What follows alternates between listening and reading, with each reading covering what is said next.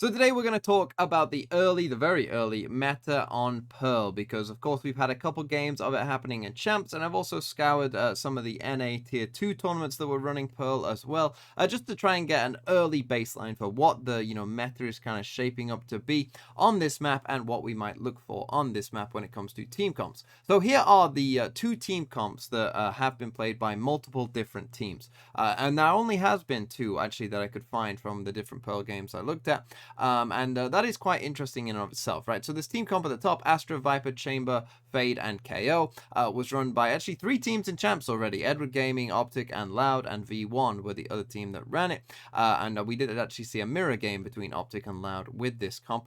And then the second comp is the exact same, but just a Neon for a Viper instead. Perhaps even somewhat replacing the Viper wall with the Neon wall down B. And obviously perhaps going a little quicker and being a bit more aggressive overall with the Neon. And this was run by Exa as well as City Boys, who are a tier 2 NA team. So those are the only comps that actually did see multiple teams run them, which I thought was quite interesting, and so it shows that we still have a lot of disagreement about what is meta on Pearl. When we come to the actual agents that were picked on Pearl as well, we'll go from obviously the highest picked here to the least, and there are a couple agents that had a 0 pick rate as well. But let's talk about them. So first off, we have Chamber, and obviously Chamber, very simple agent, I think overall, right? You don't need a ton of different setups to find value from him. Obviously it's Chamber, you all know why he's here, particularly for an op for B long, right? Very, very strong potentially as well in terms of defending that area, and so it makes sense, the Chamber is here, none of you'll be surprised.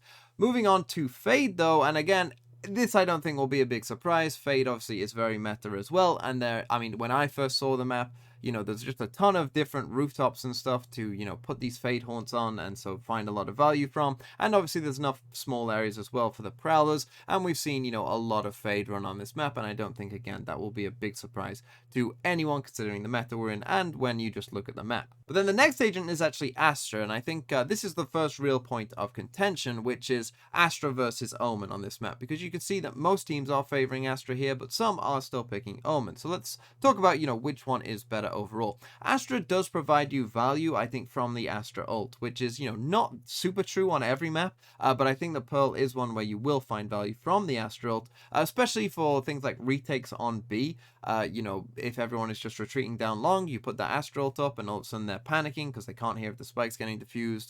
They all have to run all of a sudden back towards the site. It definitely can cause a lot of chaos, that Astra ult. So I think that is one big reason. Obviously, things like the Astra suck are pretty good everywhere. And for Omen, we have seen certain things, I think. Even an Omen ult, looking pretty good for Boom as well, right? There's some space towards the back of the defender's spawn where that can be pretty useful, I think. So, even the Omen ult has provided some value, and obviously, again, the Omen flash is going to be pretty good on most maps, and so, yeah, I wouldn't completely rule Omen out, but I'd say so far, I think I have been a little bit more impressed with the Astra, and I personally would probably lean that way myself. Next up is Viper, and I think Viper is, a pretty obvious choice, and none of you will be surprised to see Viper here, right? Obviously, the wall on B for the attacking side is pretty useful, and, even defensively, Viper, again, is obviously going to be pretty useful as well, and so, yeah, it's no big surprise that Viper is on here. She's a pretty strong agent overall, and Pearl is just another map where I think she fits in pretty well. And the same could be said for KO, who's on the exact same pick rate as well. KO just has a kit that I think is pretty universal. Being suppressed is pretty good at the top level. His ult is pretty much always going to be good on no matter what the map. And so, yeah, KO, he just has a pretty all-inclusive kit that kind of can be transferred to a ton of different maps and still work. But then we come to perhaps what I think is the biggest question of this map, which is the duelist. Do you run any duelist at all? Because we've seen many teams not run any duelist. And if you do run a duelist, which one do you run? Because you can see here that Neon and Raze are at a very sort of similar level overall. A few more teams picking the Neon, but plenty of teams also going without a duelist as well.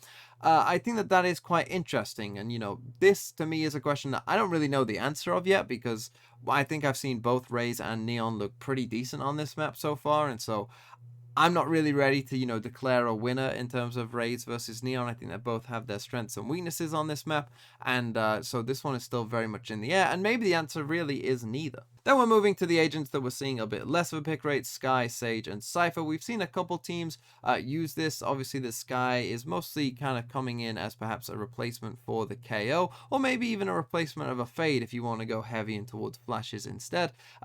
Sage, obviously, we've seen teams like 100 Thieves and Paper Rex run the Sage, and, kind of use the Sage wall in a way as kind of almost how you would on Split be heaven, right? Where you're trying to stop that flank coming back from a rotating defender, where you just wall them off instead and make sure that, as you're going towards the A site there, you can't be flanked from behind. Cypher, obviously, we saw FPX run the Cypher, and I do think there are some interesting setups that we saw from them.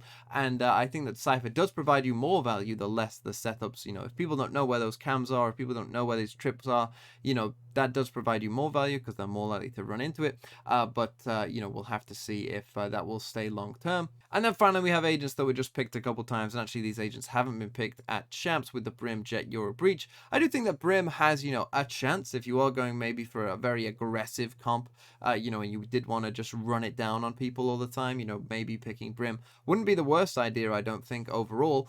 And so, I do think there's maybe something there for Brim in a very aggressive playstyle. But Jet, Euro, Breach, I think, are more sort of comfort picks, and I'm not sure we'll be seeing a ton of them overall, but maybe we'll just have to see. And then finally, the four agents that didn't see any picks at all were Killjoy, Sova, Phoenix, and Reyna. Phoenix and Reyna, obviously, you probably know why they aren't seeing any picks. For Sova, it's probably due to the fact that, Fade is so ubiquitous on this map and, seeing a ton of pick rates. I do still think there's some value in Sova, right, where you could maybe shock dart the normal trip that comes in here from the chamber, right? You could learn a lineup for that, and that could be pretty useful. Certain darts towards B site, I think, could be pretty useful as well, but he's probably just living in the shadow of Fade somewhat. And then Killjoy is the one that I do think has, maybe perhaps a bit more potential than the other three that I've just mentioned, just because I think, the turret and the alarm bot will give you a certain amount of value. There are some tight areas, like I was talking about with Sage, where, you wall this off to make sure you can go down here. You could do a similar sort of thing with nano swarms, or maybe even an alarm bot as well, to figure out if someone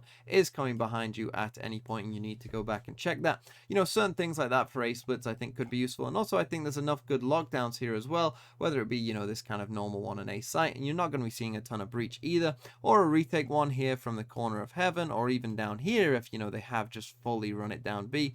Some good retake ults here for Killjoy as well towards the B site, and so I think there definitely is value there for a Killjoy on this map, but we'll just have to see if anyone does want to try and, fulfill that untapped potential. But of course, it's still very early, and all of us have no idea what's going on.